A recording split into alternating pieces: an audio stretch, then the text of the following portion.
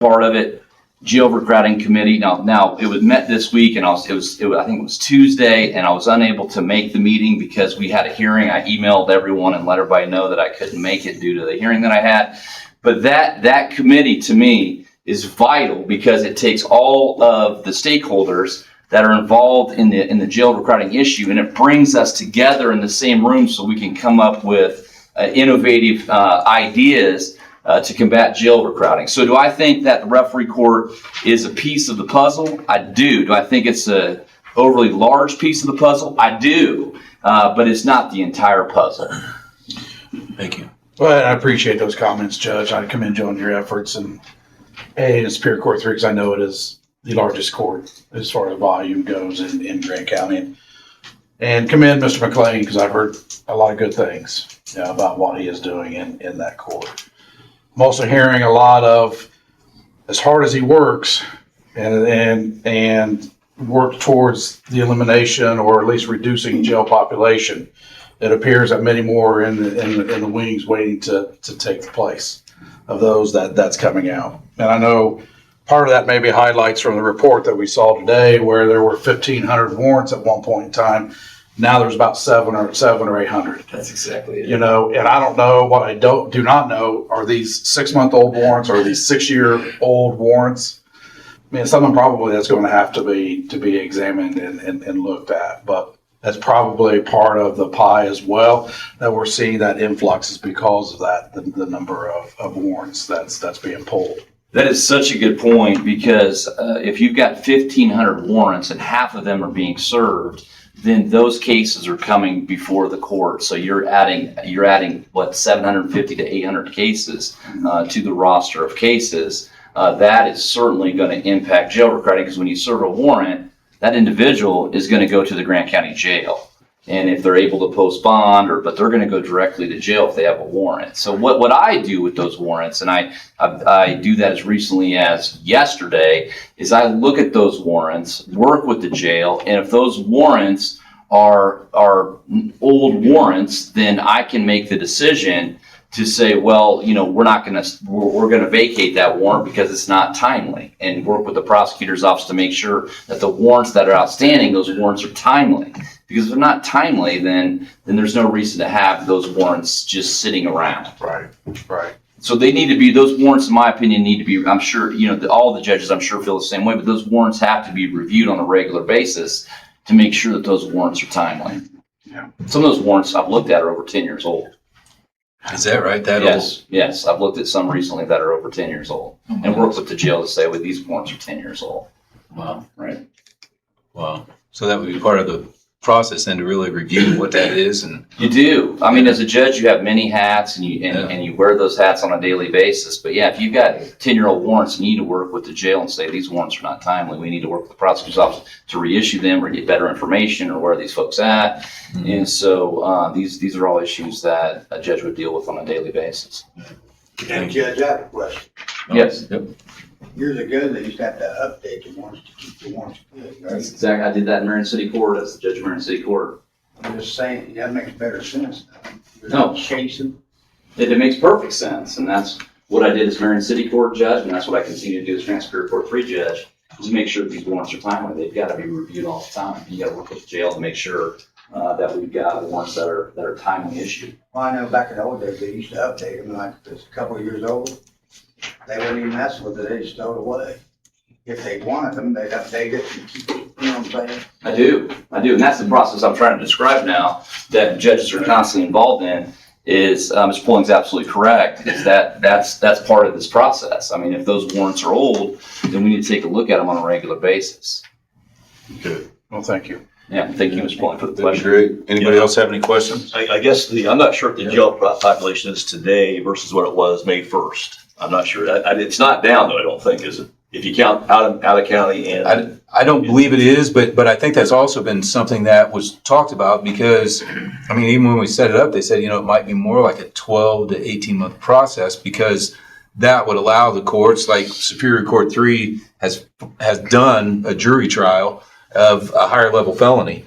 Right. And so it took time to get there to do that. So hopefully, once you get that wheel rolling, we'll gain momentum on more trials and things like that. Well, we had our first 12-member criminal jury trial for the first time in 51 years Yeah. last week. And we've gotten, every month we have trials. I have the list of 14 trials that are set in February, and those are higher level felonies. And I can almost guarantee that those folks are inmates currently in our Grant County Jail, and they need to have their trial. And I think I've mentioned this before, is that as an example, Grand Superior Court 1 has early trials that are getting congested because you can only try one case at a time, and that's unacceptable.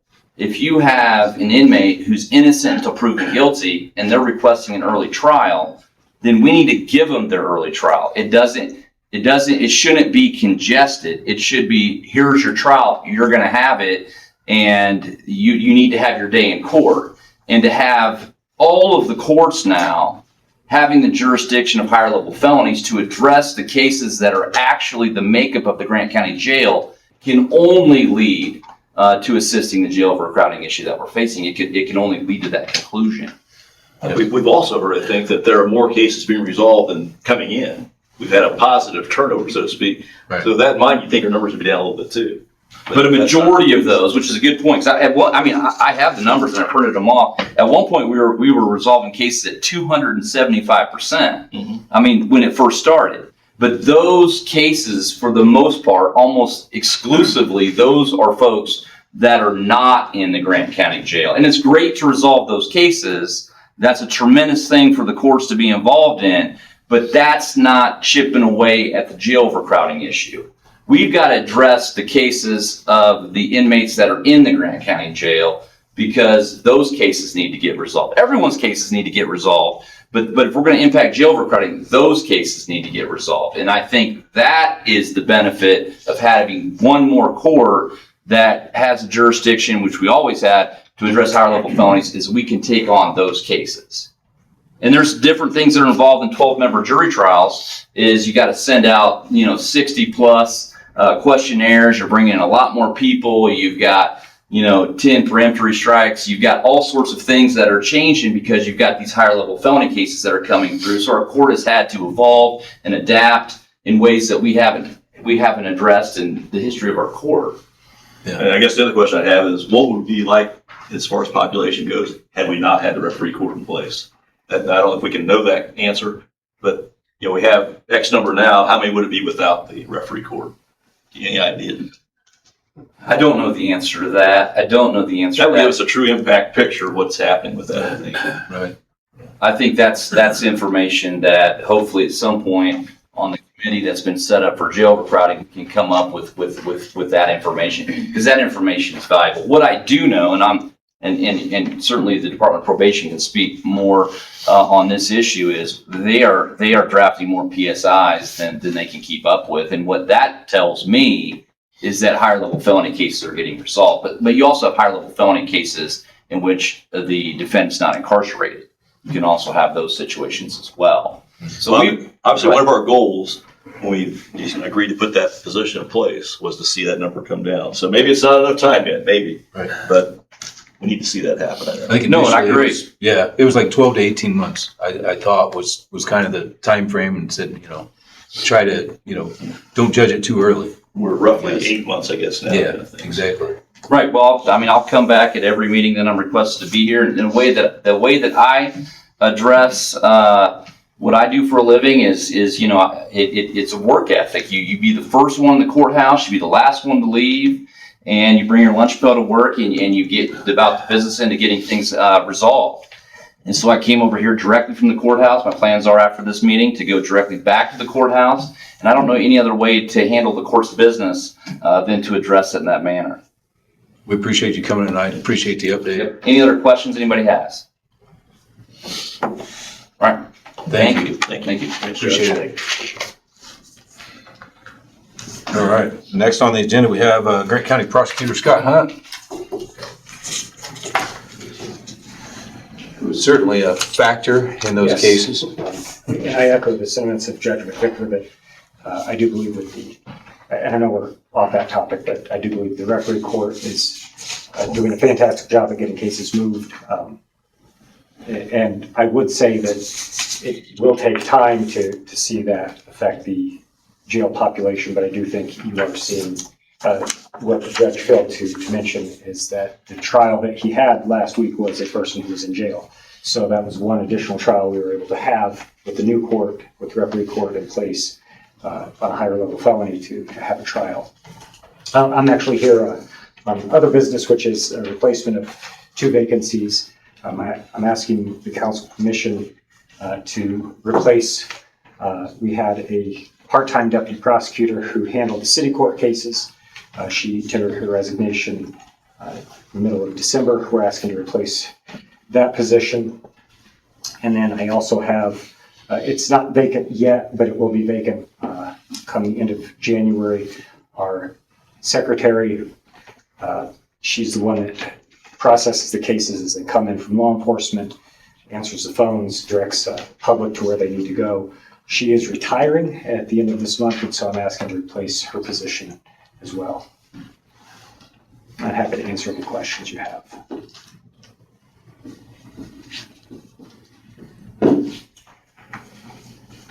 No one has any questions, the chair would entertain a motion regarding Mr. Hunt's replacement of the 2 vacancies.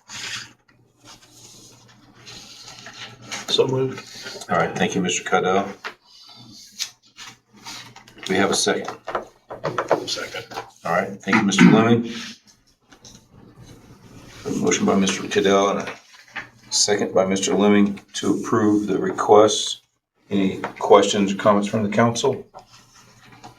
Any questions or comments from the public? Hearing none, all in favor, please signify by saying aye. Aye. Those opposed, same sign.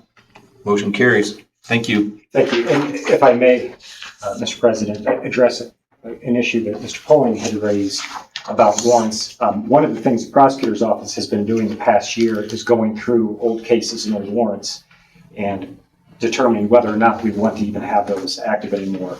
And so we are, Mr. Poling, we are attempting to bring back those warrants that are sitting 10 years old that we don't need it any longer.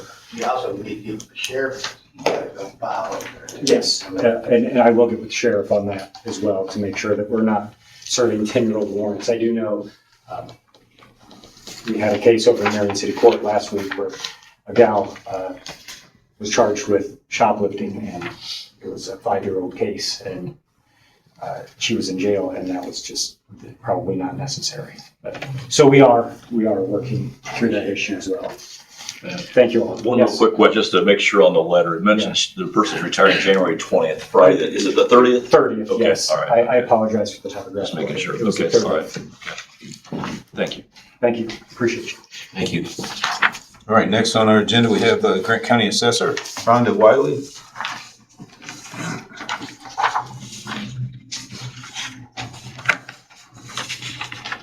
Hello, Elizabeth. Good evening. I'm here to ask to refill a position again. Be nice to get one, so we could hire right away. Our last one that we just hired, and he'll be taking his first level February 20th.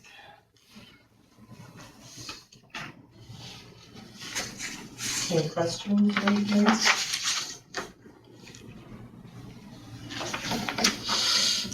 I think on here you noted that you've had a lot of maybe employees out for various reasons and things like that. Everybody's So- back now. Oh, okay. Yeah, everybody's back. And we still have one on a temporary intermediate FMLA, but that's it. Everybody else is back, with the exception of this one, having to fill. Okay. I'd move to approve the filling of that vacancy. All right, thank you, Mr. McCourt. Do we have a second? Second. All right, thank you, Mr. Lemming.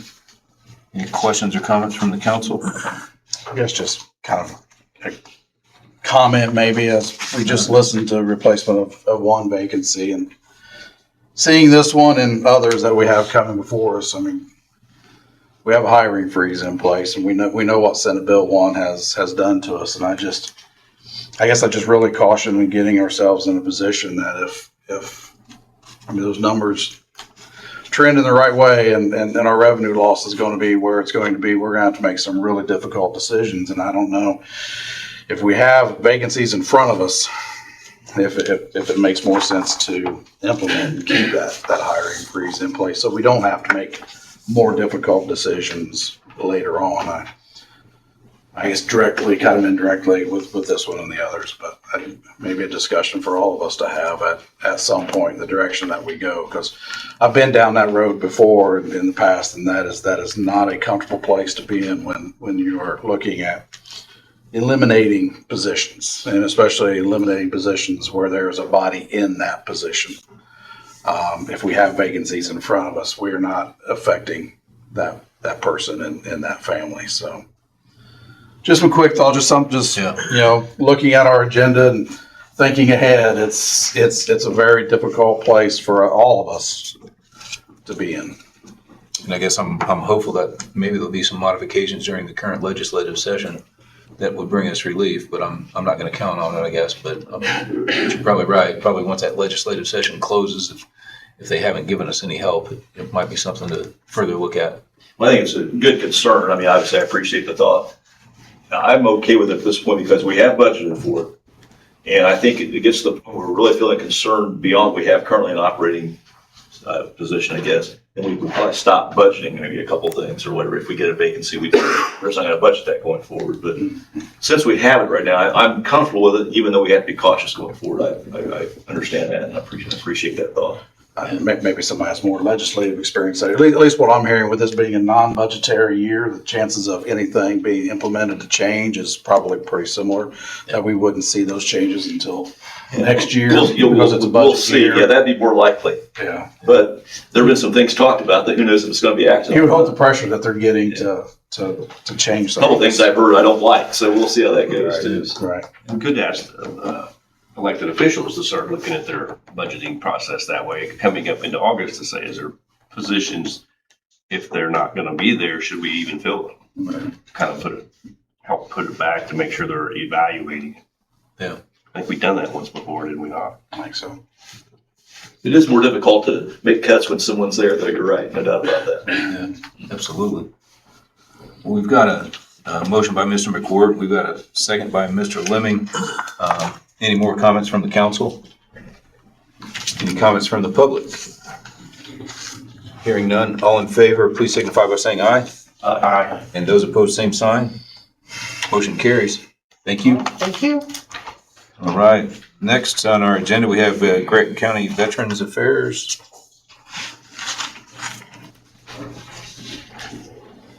Evening, gentlemen. Good evening. My compliments on your apparel. Yes, exactly. Yeah, I'm modeling for everybody. Yes, I bought this today, and you guys are selling these in order to raise some funds. And Yes, sir. I bought one for each of the council members so they can support them around town as well and let everybody know where to get them. Thank you. All sizes are available. Thanks to Mr. Kitts, I'll be a proud wearer. So, where can we purchase these? In my office, third floor. Okay. Gentlemen, I've got an ask. It's in the letter in front of you. It's paragraph 3 on the backside. I'm asking for $23,000, which the auditor corrected me. It's actually $24,760 with the FICA included. And that would come out of my existing budgeted salary from my position. And I explained that in paragraph 2. My actual salary is less than the budgeted salary, so this would be a net, there's no cost to the county. But if you approve this plan, it would allow us to bring on an assistant to me to try to process more veterans claims, which, as I've tried to explain in the first paragraph, can positively affect federal funds coming into the county. If we can get more veterans in and get more veterans their benefits that they're entitled to, we can improve the cash flow coming into the county. So that's kind of the rationale behind this, but the numbers are out there for your review. Paragraph 2, the auditors checked them, checked my math, so I'm open to any questions that you may have. And this would be an experiment for 1 year. My position is only valid for 1 year. I mean, myself in the position is valid for 1 year. So this will give us a chance to try it out and see if it works practically in the office and budgetarily for the county.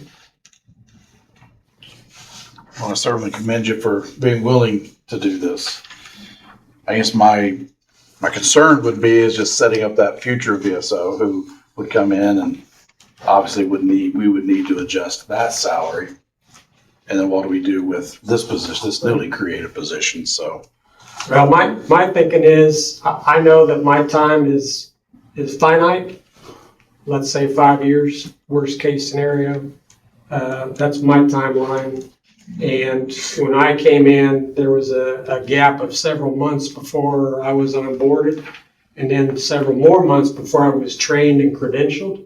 So that forced the veterans of the county to go to all the neighboring counties to get taken care of. Trying to avoid that going down the road. So I think it's important to have always a number one and a number two in the shop, and the number one is training the number two to replace them. So you don't have that delta and that gap between VSOs when they're changing out. I think you gotta have that continuity in the office. And we've got enough veterans in the county to justify, I mean, the workload is there. Number of people, if this was approved, number of people still is 2, you and this person. It's just this person's moving from a volunteer to a paid part-time. Is that Correct. If you're talking about credentialed people that can file claims, yes. We do have an office manager. She's not a veteran, so she Okay. can't file claims, but she is on the books. She is part of the. Okay, so we have another person we're paying a salary to that's. That is correct. And then in addition to that, we've got an intern that's funded by the VA through the work study program. And then we got 2 volunteers that speak for themselves, that they come in and volunteer when they're available. But yes, Okay. right now there's 2 salary positions. If this is approved, there'd be an additional part-time person with no benefits on a 1-year trial basis. So, see, this is one of those positions where your argument would make more sense because this is a new, I mean, in a sense, It is. even though there's savings involved, maybe a break even, that's one of those that makes it more difficult, I think, while the need's probably there. Yeah. Just a comment on that. Yeah, as long as the person, I guess, would be under the understanding that this could certainly go away, I guess. Yeah, Of course, anyone could go away right. if we needed to, but this would be one that would be reverting back to a former state, so to speak. Yeah. Mhm.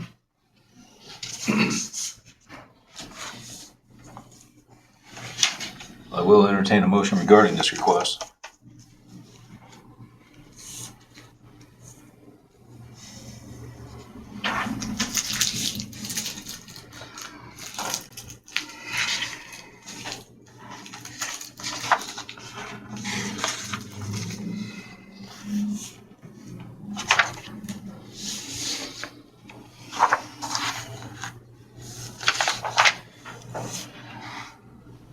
it's a tough one.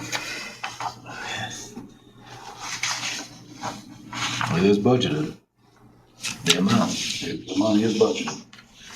So is there any benefit package associated with the second part-time person at all? No benefits. Nothing that we're not thinking about though, I mean, Just salary and Time FICA. off. Yeah, just FICA and salary, I think. The net effect is 0. Hey, Greg, I got something to say. This guy is, and me and Shane walked through these buildings before he got here. This guy did an outstanding job. And I think that was our problem. Everybody was going out of town. He was trying to pull them back so he can get that money. Sure. You know what I'm saying? Absolutely. Remember, them guys fought for all of us. Yeah, absolutely. No doubt about that. In the interest that it's understood that this is just a situation we're going to do while that salary savings is there, in that mode, I will make a motion to approve this request. Thank you, Mr. McCourt. Yes, the website is don't look for it necessarily to be going forward, so. Do we have a second to Mr. McCourt?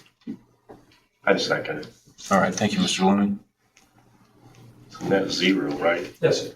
How do we track that it's only like a 1-year term? How do you? It would be a salary ordinance amendment. I would transfer the unused balance of his salary to a part-time account. And it would Obviously, just at be budget time, you reflected could for say 1 it's not year. gonna be budgeted, you could say, leave it out of the budget for 27. And if we still want to continue, we can always put it in 27. Because I myself am only on for 1 year. 1 year. Yeah. So we could, as we do the budget process for next year, make sure it's not in there. If we wanted to. Any other questions or comments from the council? Anything from public? Thank you for your comments, Mr. Pullen. Hearing none, all in favor, please signify by saying aye. Aye. And those opposed, same sign. Motion carries. Thank you, gentlemen. Thank you. Appreciate your time. Hopefully we'll get a lot of t-shirt sales. Thank you, sir. All right, next on the agenda, we have Mr. Jerry Trook, representing the Grant County Public Defenders. Good evening. Should he- The third wheel of the criminal justice problem in the county. This, in talking to our auditor over here, we still have a vacant position shown in our budget. It's one of the $55,000 positions. Now, when I talked to Mr. Kitts earlier today, I said I had a candidate for that job. I do not anymore. Is that right? Well, interestingly enough, because, and this is, I know we're in a hiring freeze, and so the reason I had to come and get permission to hire somebody is because of that, and that's fine. But Delaware County had 2 open positions. They pay $52 perf and insurance. So Craig was afraid you were going to say no, so he took the job in Muncie. And I understand that. He had a job in Wabash, and they moved him out of there, and so he's been waiting, I think, December now to and that's probably, I'm saying that's who I would have put in there. But, so he's in walking distance from our courts, but he's gonna drive to Muncie because they offered him the job before I could. Now, that being said, we also had Jesse Blanton, who's a Muncie lawyer who is working for us on an hourly basis because we don't have enough lawyers. And he also told me today he can't do that anymore because he took the second job in Muncie. So those are both full-time, like our $5,000 jobs. So I guess what I'm saying to you is we're hitting our numbers quicker every month, every quarter.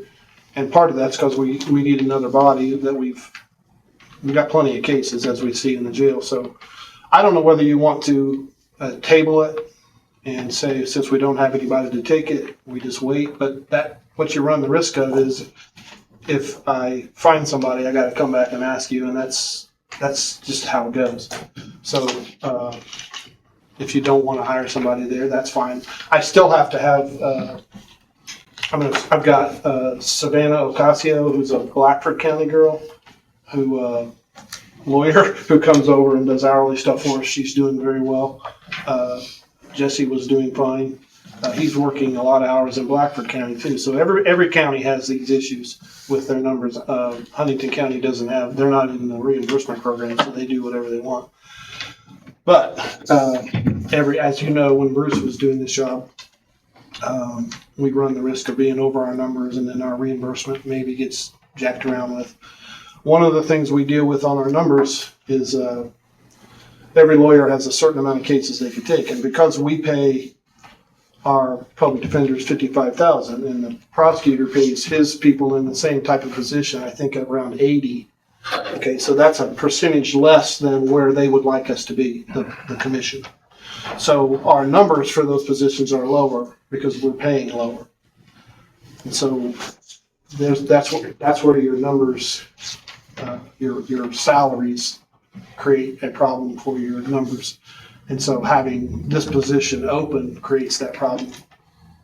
I'm asking you to give me the chance to fill it. I don't know who we were going to find to do that at this point. You know how many lawyers we have, Mr. Kitts. And so the other issue is Mr. Persinger would have been good because he can do all those higher level cases right now.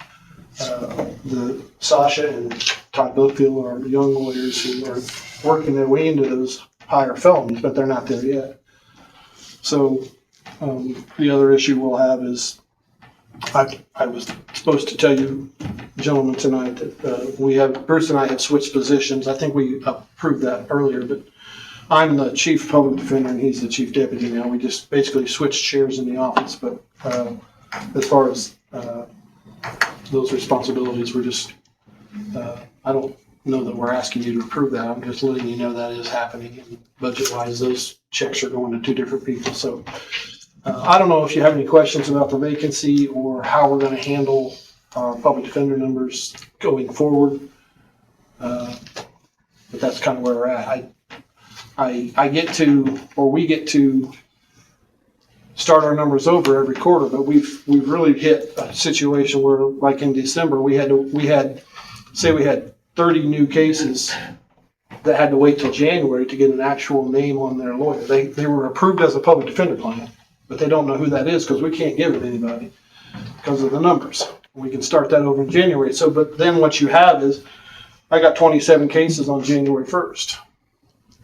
As an example, that's not a real number. I'm just saying I may have got, if I'm the public defender in Super 3, I may have gotten 25 new cases on the first day. So I'm that far ahead of my numbers for the quarter already. So you're just rolling that in, and by the end of the year, then you're hiring a bunch of hourly people, and that's $110 an hour without, you can't change that. That's what the court says it has to be. And you start taking a level 4 or 3 felony and you take it to trial, you're talking, several hours of work at $110 an hour. So I don't know how to fix all that, but I'm asking to fill this position with somebody. It's already in our budget. Yeah, Mr. Gates, I was prepared to move that we approve this anyway. So obviously the candidate you wanted is not available, I guess, but I make a motion that we approve their request to replace. Could be 2 vacancies now, it sounds. I'm willing to approve up to those 2 vacancies. Well, we have 1 vacancy now. We don't have a body for. We had a couple guys that were here and they went back to Fort Wayne. So You lost once you got 2 vacancies. It sounded like what you said, right? One that you had tonight. Just one. We have 1 that we haven't filled. Jesse was an hourly. That's not a vacancy. Okay, so you just have one that. One that's in the budget. All right. Well, I will move that we approve the replacement of that 1 vacancy when they get a candidate to do that. Thank you, Mr. McClure. Anybody wants to go to law school, I'll be glad to wait for you. Not gonna happen. Wait. I second that. All right. Thank you, Mr. Cuddell. I guess I'm surprised to hear that your candidate Well, decided to He do had- that. and Craig and I have known Craig since we were in junior high together. So he wanted the job here, but he was afraid if he waited, he wouldn't have either. And I understand that. It does pay a little more here, so we'll see how that goes. But And maybe you can lure him back. I did get another name from Jesse Blanton, who's a Blackford and Muncie guy who may or may not be available. So it's just easier to talk to people if you've already know you've got the ability to hire it. So that's what I'm asking you to do. And if that passes, then I don't have to come back and ask you that. So I Right. appreciate it. No, absolutely. I feel like the public defender positions are some that can, and I think do, have a direct impact on our jail population because of workload and whether or not anybody can even address it. Otherwise, we might have that inmate sitting there without any representation, so they Starts are in piling jail. up. Yeah. And as Judge McVicker said, they're having jury trials, but that's 1 a week. So if every court had a jury trial every week, they don't, but that would be 5 cases maybe. And so the way we really move cases is not trying them, but pleading them and moving them and getting them out. And Scott and I are working hard on that, and some of the prosecutors are working hard on that. We went to a meeting the other day where Justina, I don't know if you know who I'm talking about. Justina she runs the pretrial release program, and she puts together a list of people who didn't get pretrial release but have been in jail for 60, 70, 90 days. And she puts that out to say, look, these guys are still sitting here. Let's get them moving. And that helps. She can track that. So I went to that meeting the other day. So we're trying. You can't move the jail population with jury trials, really. But you got to do them. But you really got to move them with people that don't need to be there. You know, we get people out of jail that don't. There are people that need to be there. Right. But there are people that may have done enough time and we move them on. But then we got, like you said, probation's overloaded. So it's just then we just quit arresting people. So your workload resets every month? Well, right. So it's quarterly. You've got a caseload, say it's 35 cases. My caseload is, I'm full-time and I get paid what Mr. Hunt gets paid. And so that's an equal, so my caseload is as big as it can get, meaning my numbers, the number of cases I can take is as high as anybody in the state because of my salary versus it's the same way. So, and I think Mr. Payne's is that way. He's a full-time. But the guys that we pay 55, the state thinks they should be making 80 only because that's what the prosecutors in those courts are making, roughly. And so, I'm thinking about it in terms of timeline. If that calendar fills up, let's say 15 days prior to the reset point, Right. is there X amount of inmates? Are we already putting ourselves back 15 days, of inmates, people sitting there additional without- time yeah. in jail? So what Judge Meeks tells him, he does all the initial hearings now. So he'll say, you qualify for a public defender and we're going to refer you to that office, which is on the second floor. But they don't get a name, and the lawyer doesn't know who they are because we can't assign a person without putting them on their docket. And so we've waited 20 days before to do that, especially at the end of the year. And so then those just keep building up. So caseloads are governed by the state, and I can't control who's. The other thing we're getting a lot of is DCS cases, CHIMS cases. Their budget, DCS's budget with the state, they really gave those people a lot of money in the last couple of years. And so I don't know if that's why we have more cases, but our public defender's office handles those cases. Those aren't jail cases, okay? But they do count for your load. So if I get 10 CHIM cases, I can't take 10 felony cases. So I don't know how to fix that either because I can't control who DCS files on or who the prosecutor files on. I just take them as they come. And we can't control how quickly you move cases. How quickly you guys work to get people resolved. You can yell at Scott more. If you want. You know what I'm saying? I mean, we don't know all that. No, I know, and nobody can control it other than the people who should stop getting arrested. So The comparison, I don't think, is an apples to apples comparison between the caseloads, between what the prosecutor's office is getting paid and what the public defenders are getting paid. Public defenders who are making $55,000 is technically a part-time position. Yeah. Through the eyes of the court, because of court rules, public defenders can be titled full-time. Prosecutors, deputy prosecutors making $80,000 is a full-time they're not doing position, anything else. and they don't get anything else. They're not- Public defenders can have a private practice. Yes, all those $55,000 jobs are, and that's the council, not this council, but the state defender council understands that. So they're not dinging us on the money they're sending back to the county, but that's why the caseloads are lower than they should be. The numbers they can take. So I don't think that's fair, but that's what it is. What would you say an average, what kind of time frame does it take to get a case resolved on the average? A level 4.321 case, those are very serious, 2 years. A level 6. And should we be expecting that time to be less? You guys spinning your wheels on some things you should be spinning your wheels on. Let's get them out of there. I'm throwing it out there with the conversation. No, you're right. We can talk about this forever. It's a function of, every case is different, and so there are people that are in jail on those type. Now, you talk about a level 2 drug dealing case. I don't Those care are what hard. level it is. Whatever the level is, if it takes you 5 days to get one done, maybe it should only take 4 days to get one done. I don't know that. What I'm saying is there's that possibility that we don't know. We're sitting here and you guys take so long to do one. Could you do it quicker? Well, And I don't know. I don't know. I'm going to say no. Every case is different, but it's hard to come up with a number on that. I think we are cognizant now, and what I said about Justine and about we're having meetings about how can we move the population that's in there that doesn't need to be in there out faster. And we're working on that pretty hard. It's a function of, it depends on your perspective. There's a lot of those people that are in there probably should stay in there. I mean, you'll hear a lot of people say that. It's safer that they're in there. But those are people that. And Jerry, I don't take my comments the wrong way. we sit here and we hear a lot of arguments back and forth about how can we make this system work better? How can we get those people out of the jail quicker?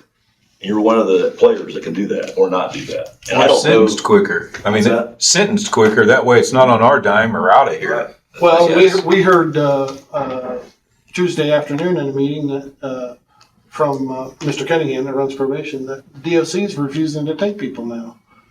Yeah, they were saying we had, what, 7? You were in that meeting, Yes. so. So we have 7 we're holding here that they should take and they're not. Because they're full or they just. Well, so what they say is, DOC has, say Miami Correctional over at the base. They've got, they need 300 people working there and they only have 215, right? So they're saying we're at our capacity for the number of staff we have, Right. which is kind of what I'm telling you. We're at our capacity for the number of lawyers we have. And so we can't make them take them.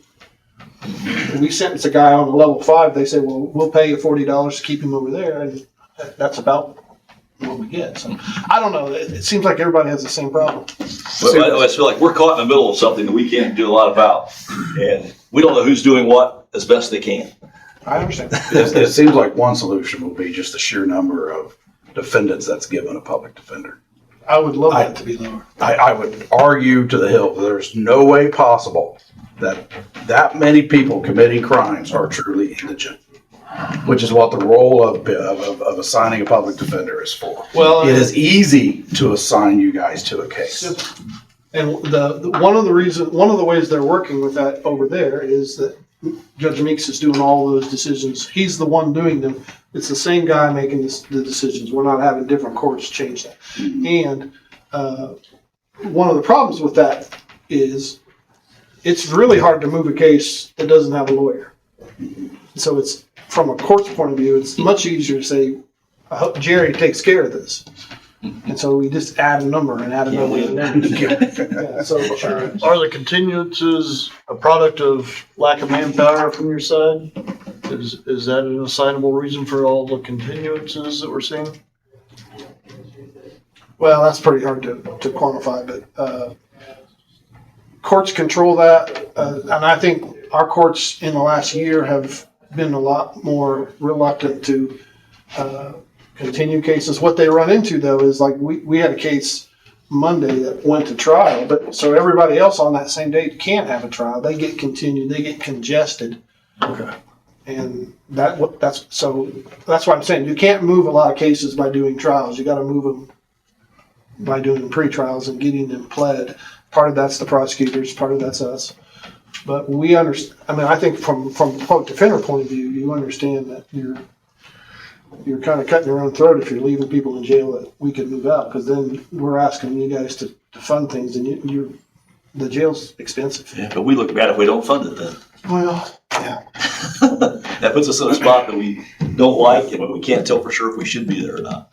Jerry, I have one more question. Maybe you do or you do not know this. I know it was just a few short months ago, in my opinion, we had an agreement with Mr. Elliott when we readjusted 2 public defenders to take on additional responsibilities. They got paid more money to take on those responsibilities, which I firmly entrust them and their ability and their job to do that. At that time, I'm under the impression that we were in an agreement that we were not filling a vacant position that was there at that time because of the readjustment that took place. I think that's accurate. We did remove one though. I We think that's removed the accurate. position. Is this position? No, that we Okay. should have 2 openings. Okay. I mean, and when I say that is because back in the day, I mean, I've been doing this for 33 years, but we used to have 13 public defenders, I believe, and I think we're at 11. And I did ask Anjanette, I mean, is this really true there was those vacant spots? Because we did eliminate one. I think There was that's still right. one vacant. And that was One was moving taken out some of the money budget. around, so, Yeah. right. So can you maybe speak on, because I know there was talks that we now have 3 full-time. And the discussions was that if we can get to the point of having 3 full-time, that we would be able to reduce maybe even as many as 3 part-time for the public defender office. And I know we're now at 3 full-time. What direction are we heading with the part-time? Well, the number of lawyers you need is a function of how many cases there are. I don't know how to change that. I don't see that going down. Because I know part of the agreement, at least some of it, I'll speak for myself, I understand. in moving to three full-time was that we would see reductions in the number of part-time public defenders that we Well, have. if not a reduction, we thought we would see that the 3 full-times would take over, so we didn't have that capacity issue. Well, and I think, That would take on That's the more. way I There's understand and that's two what I points. said earlier, is that those three guys have the highest number of cases they can take. They, by law. even with that, they still have a caseload. No, I'm saying they can take more cases because of what you're paying. Right. Me, Bruce, and Salary, Dave, basically, if yeah. you take it all. And so, because we are at, those numbers are at the right level, and so the idea is those caseloads can go up. What I would like to do with this position that you just filled, or allowed me to fill, was take that person and make them do, or have them do most of the DCS work that I was talking about, the CHINS work. They would agree that they were, and so then that, I do a lot of that. Bruce does a whole lot of DCS cases. So I'd like to get he and I to do mostly criminal cases, because we can move those and move people out of the jail and get those things done, but we wouldn't have to take those CHINS cases they never die. They're there for 18 or 2 years. They're not in jail, but they're just on your docket. And so we need to restructure that so that the people that are doing that are doing a lot of that, and so the full-time guys can do more criminal cases and move them. Because I think that's where the money problems are. I mean, DCS is not a county budget, it's not a local budget, it's a state budget. And we don't house those people, we don't, you know what I'm saying? So, that's my plan, is the new, and Mr. Pershing was perfectly happy to do that. So we'll see what happens. I mean, he may not, I don't know what he's gonna be doing Wednesday, but that's a lot of driving. So, I agree with, I don't know how to have less lawyers unless we have less cases. And those are really hard to track as far as how many people are they gonna arrest in the next 9 months? Whether they should get public defenders is another good question. What you run into though is like even Judge McLean will talk to people about, he'll have status of counsel hearings. A guy that posted $1,000 on a level 5, and a lot of lawyers won't take a level 5 for $1,000. They'll take a level 6. And so then that guy gets a public defender, even though he's got $1,000 laying there in bond money. That's not right to me either. I don't know how to. You can't. If a lawyer won't take it, then he's got a right to a lawyer. I don't know. So the level 6s and the misdemeanors, those are easy to move. Most of those are easy to move. We've got the problem you get on a lot of those is there's probation violations attached. You know, a guy that's got 2 prior level 6s gets another one. He's got a $2,500 bond to get out, and they don't have that. Can the county recoup that $1,000 bond and then put it in the supplemental Yeah, PD fund? they should be able to.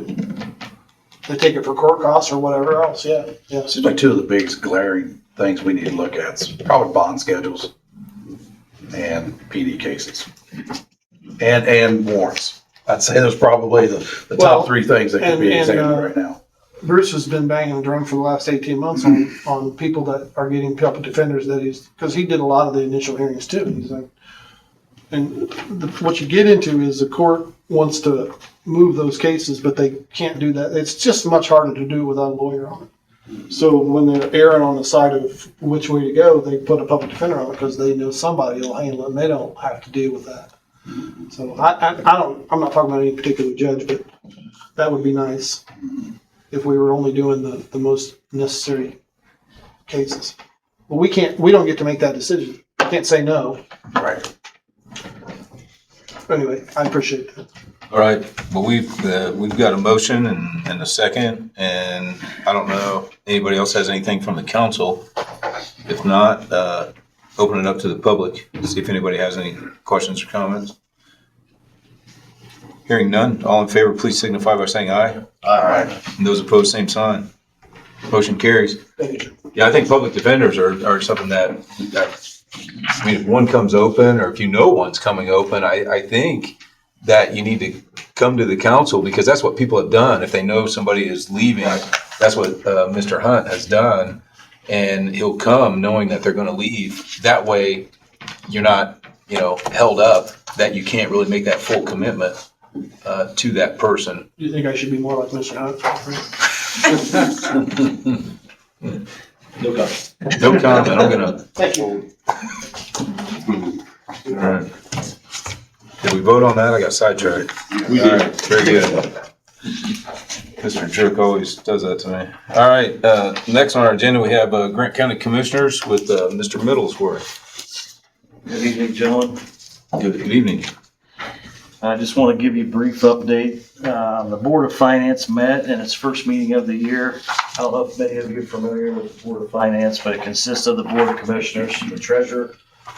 During that meeting, we reviewed the year-end interest report and discussed current investment activities. So for 2025, Grant County earned approximately $2.46 million in interest with an average return rate of 3.75%. The Board of Finance, which is responsible for selecting the fiduciary institutions and also determine where investments are held. Currently, the county commissioners, along with the treasurer, have holdings at Northwest Bank, Via Credit Union, and the Indiana Trust Fund. Are there any questions regarding that? How do you determine where you're holding those funds? Most of the time, that would be treasurer has priority when it comes to collecting the tax statements, and so there's a bit established per her request, along with the commissioner's authority. So, but most of the funds that are held as far as interest bearing, typically it's determined on which bank will give us the best interest rate. You know, I've always heard of the Board of Finance, but I don't know who was on it. Yeah, so the three commissioners and the treasurer Okay. make up the Board of Finance. They also determine any interest that would come in. They would determine where, as long as it's not earmarked for a certain account, they can determine where the interest would go. Most of the time it goes to the general fund. Any other questions? So if you've been following your emails, check your emails with Volt Strategies. The commissioners have been working on two different bills. I believe one of them's made it through committee. So there's some really good information from Volt Strategies. Sydney from Volt Strategies has actually asked me to testify if necessary on behalf of one of the commissioners' bills, and I've indicated that I would be available if, as the bill progresses. It's now passed the House and it's going to be in the Senate. So if necessary, I'll maybe making an appearance down in Indianapolis. Is that a bill specifically for Grant County, or is it for It's for other commissioners in general. commissioners across the state? Any other questions, Matt? I'll move on. We are still working on the jail project. We did receive some numbers. I was going to have Dustin with VW here tonight to go over it with you. But Mr. Kitts, President Kitts indicated that, VW wasn't on the agenda and didn't have time for the review. I know the council wants numbers as soon as possible, so I'm recommending we schedule a meeting regarding the jail project. I believe it'll be a jail committee meeting. However, I think that we could do a public work session. That way any elected official or the public could attend that work session when VW does the presentation. And I thought that's what we were scheduled for. That's why I got confused, that it was scheduled for February 18th, I thought. Yeah, so no, the February 18th meeting.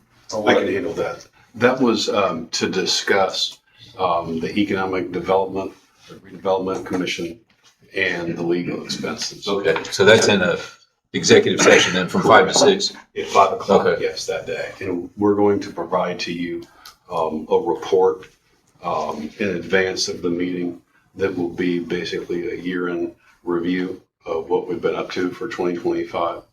It will also preview some goals that we have for 2026 as well.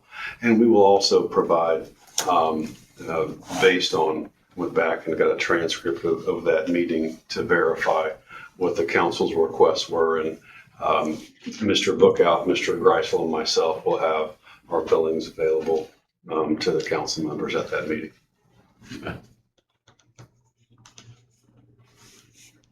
Yeah, the jail project, I guess I feel like if we're gonna have a discussion with the numbers and things like that, I'd like to include more people. I gotta be honest with you though, with the 11th hour or 12th hour thought to put it on Garthwaite Road. My opinion is to rethink this for a while. As I've talked to different people throughout our organization, they felt like they've been left out of this process, unfortunately, for good or bad. And so I think as big of a decision as this is for our community, I would like to see more people feel like, hey, you got my input, my thoughts, and that you've listened to me, you've heard me, especially when it affects their work environment. With all of probation, I'm still saying that was a surprise to me that they were going to evacuate that full building. And so I struggled with that because we still don't have space to put those people in at this time. Maybe we'll get there at some point, but it's like, where are you going to put those people, or are we going to rent space, office space, for people? So I'm kind of struggling with that, and that's just talking to some different groups within our organization, and so that's kind of where I'm at, though. But I mean, we can certainly have a meeting. We can invite all of these different individuals. Probably one big question I've got is, when we were talking about locating that downtown or right here, there was talk that, well, we don't own a lot that's owned by the city, and has that been purchased or exchanged, or is that, still up in the air? Because, if we take out so many parking spots here, we need that parking. And unfortunately, I'd heard about, okay, yeah, we'll give you that, but we want, X amount of dollars, which was gigantic. So.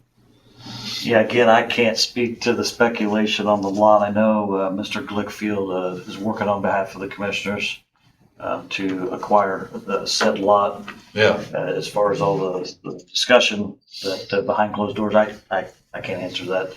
But I do know that we can hold a public work session and invite as many people as you want to be a public meeting. Obviously, the committee will be the main members to be there, the jail committee. Again, I inherited this jail project from the previous administration. I sat in your shoes. I didn't create the committee, so to speak. I inherited the committee. And so I'm going to continue to go down that path to work with whoever is involved. And I think that making that the public work session will be more in the best interest of transparency. Mm-hmm. I think it's a great idea. I mean, maybe you've heard from the same ones that I have. I know I personally heard from those within the criminal justice system who are very close to these decisions, who have stressed maybe it makes sense to spend a little time to examine what's in front of us. And so, I mean, those are new words that I had never heard before from those in the decision making arena in this. And so, yeah, I'd say that would be a good route, I think, to take. I think involving them is important, but I will say this, we have had public meetings where we talk about the project, and they could have been at those public meetings as well. Sure. And had a chance to speak, so they didn't get them exempt from the responsibility of being here if they wanted to be here, some of those things. Right. Okay. Sure. Yeah. Yeah, we did hold joint sessions early on with UW and RQAW. Yeah, we did. Yeah. I'm not saying they could have gone to some others, but they could have gone to those if they wanted to. Right. Okay. Yeah.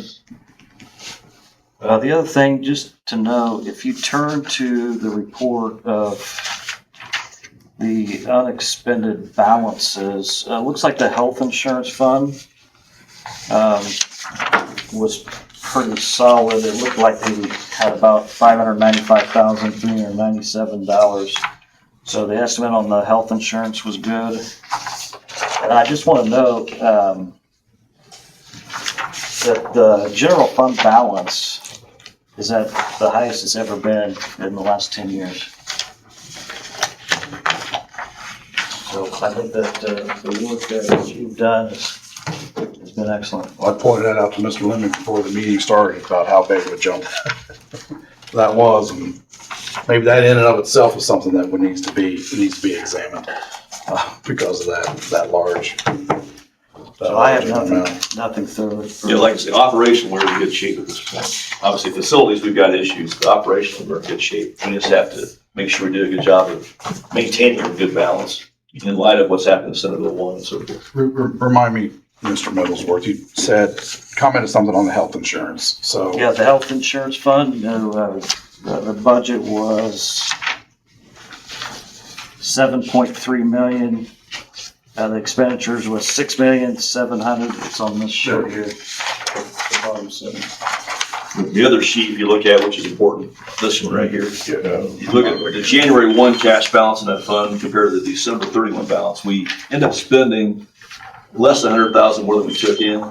So we knew going into that year that we could spend a little more than we brought in, but we still have a good balance, and that came through, and that's true. Now, you made some changes though, right? When it came to insurance. We changed brokers and some other issues at the beginning of February last year. There's still some things that we can tweak. Obviously, GLP-1s and some drug things are going to probably become more prevalent in the future. We'll continue to monitor it and see if there needs to be any carve out. But right now, I think we're on track. I think the budget next year or this year is good. I just can't remember. Was health insurance the change that was made? Was that in there? Yes. Okay. Well, at least it sounds like that's a positive. Well, Then. yeah, it's kind of too early to tell, but we hope to continues on the trend. I like savings. Yeah. The key to think of there is our performance of that fund is about what we expected it to be. It's in that range, so it's good. Yeah. Are there any other questions? You have anything else? Thank you. Thank you. Thank you. The only question I might have would be like a project, like the old bank building, just, you know, where we're at on that. I didn't know if we'd taken a walk through it. Maybe it's been 5-6 months ago. So I don't know if that's being finished out for offices or just where Yeah. kind of the work crew. I mean, because I feel like the work crew kind of put together the courtroom so quickly, and then obviously they're working on other projects. Yeah, I mean, obviously that there's daily maintenance issues, and anytime they get a chance, they've been working in the Salem Bank building. We did use commissioner dollars to go ahead and approve the drywall to be Spanish knocked down and to be drywall finished on both floors. We also are, part of that quote was for painting. And so we already purchased the flooring. And so as far as have we made any decisions on who's moving to that building, I would say no. I think a lot of it's going to hinge on the jail project, and we won't probably make any determination till then as far as what the end use is. We have ideas, nothing decided on by the commissioners. But we continue to work there and update the building. All right, thank you.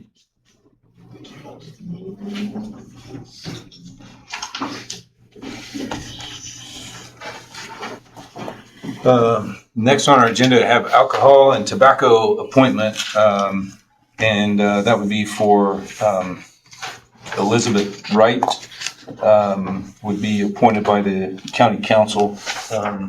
She would serve a 1-year period, starting January, basically right now, to December of this year. She served many years for us. Yes, I believe she has.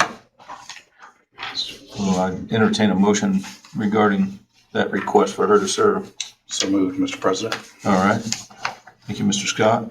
Do we have a second? All right. Thank you, Mr. Lemmy. Motion is second. Any questions or comments from the council?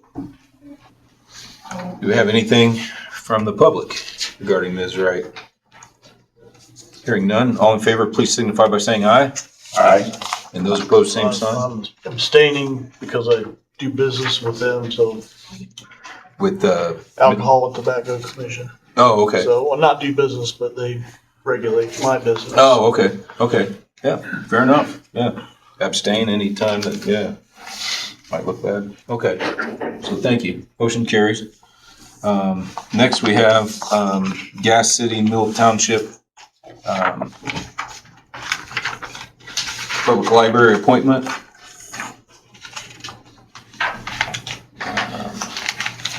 And this is actually, one of them is for Chris Cunningham to be approved for that position. The chair would entertain a motion regarding that library appointment. So moved. All right, thank you, Mr. Scott. Do we have a second? Second. All right. Thank you very much, Mr. Condell. Any questions or comments from the council? Anything from the public?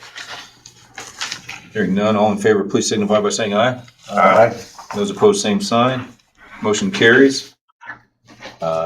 Next, I don't believe we have anything under old business.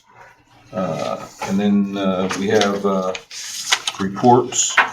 Probably the one thing that I might comment is actually on the state of the judiciary. I was invited to go with Melissa Stevenson and Judge Spitzer last week, and there was an address by basically the Chief Justice of the State Supreme Court, Loretta Rush, and basically she was addressing the legislature just on, kind of where we are as far as a legal system, as far as the state of Indiana, and also talking about and highlighting some of the counties, which they did highlight and talk about Grant County with our JRAC program, and just stating that it's, everybody working together, trying to resolve these cases and things like that, which is obviously what we're talking about today, and having that impact our jail population, which I'm certainly an advocate of that. We really need to try and do all that we can in order to also help these inmates see the light of day, that crime doesn't pay.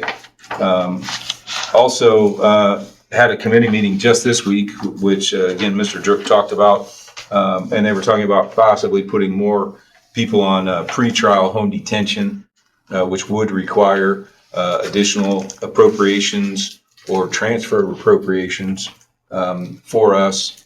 And I believe I sent all that information out to all of you. If we looked at the total number of inmates, maybe if it was 30 for every day, and then for the cost of $40 a day, it might be $450,000 that it costs us for those inmates. And perhaps if they were in their homes on detention, we'd have to hire a couple of people, and then also we have to pay for the monitoring equipment, roughly $200,000 cost. So it would actually be kind of, in my mind, though, it could be bringing money back to our community because we're employing those people here as opposed to merely shipping our inmates out and paying money out of county. So it could really be a savings by doing that. And so I'll be talking more to all of you about that, because I'm certainly in favor of saving money. And of course, we're not putting criminals on the streets or things like that. We're certainly looking at individuals who have jobs and families, and it would make more sense perhaps for them to be detained in their home as opposed to in our jail. And then if they also need services, such as for drug addictions that they may have, so that they could be out to be able to go to those appointments and to get that help that they do need. So I'm encouraged that we could do something like that. Again, I think even the recognition at the State House, it was certainly nothing to do with me. It's everything of everybody that's been here in the past on this council and everybody that does that work, such as Judge Spitzer and Melissa Stevenson and everybody in probation and the judiciary on a daily basis. And so really the recognition goes to them. And I'm going to say that we got to keep foraging to try and do things that might be a little bit different, because we cannot have a blank check, in my opinion, for our criminal justice system. I think that we have to really try and protect our dollars as much as we can for that. I don't know if anybody else has any anything? Off the other topic. Yes. Let you know that the state has approved our budget for 2026. End of December roughly, that we got that finalized. All the funds that we have to go through them to get the approval, they've approved those budgets as we requested. General, reassessment, debt services on their highway, local road, street, Cume Bridge, health, and CCD, all those funds budgets were approved as we requested. Levies, I learned something on the levies that I hadn't heard before. Gosh, I've been doing this for years. We've never had this circumstance. I'm shocked. Yeah, there's something, we had the CCD fund. We were allowed to raise the rate and the levy. It was approved in the spring to do that. We chose not to. We chose to keep it down to the rate that it was before. Well, since there was a gap there, what we were allowed to have, and we did have, they were going to let us put that gap, that extra money, into our 4 funds: the general, reassessment, health, and Cume Bridge. Okay, which I've never heard that. I had no inclination at all in my mind that they would allow that extra to go there. Okay, which that defeated the purposes. If we wanted to have that money raised, we just kept it in the CCD fund, as far as I'm concerned. But anyway, through our conversations with the DLGF after they gave us the initial approval, we did get it back to where I expected it to be. With the exception, we're about $92,000 above what we expected in the total of those 4 funds. The general, Cume Bridge, health, and reassessment, I expected the levy to be $19,700,000, and it ended up being $19,800,000, roughly round dollars. So it's like $92,000 difference to our advantage. I tried to get them to take that down, they wouldn't have. They kept it right there. So bottom line is they've approved it, the levies in a reasonable number, and the budget's what we expected. So it's good. And I did learn something that I'll remember next time if that happens. So. Yeah. Super. Appreciate that update. Yeah. Anybody else from the council have anything? If not, I'll open it up to the public, see if anybody has anything for the good of the cause from the public. Hearing nothing, we do have upcoming meetings, joint session, Wednesday, February 18th at 5. I believe that is a executive session. And then we have our regular meeting on Wednesday, February 18th. And then hearing from Mr. Middlesworth, perhaps we'll get scheduled a joint session with the commissioners in order to get update information from the jail. I'll certainly invite everybody who has felt perhaps left out or something like that, maybe a special invitation, but it's open to the public as well. So all members of the public are certainly invited to attend so that we can hear from the public because it's a huge project in my mind. If a new jail would be constructed, it'll certainly affect our community for the next 20 to 30 years. So with nothing else to do, I will accept a motion to adjourn. So moved. All right. Second. All right. I have a motion by Mr. Scott, a second by Mr. Lemon. All in favor signify by saying aye. Aye. Those opposed, same sign. We are adjourned. Thank you.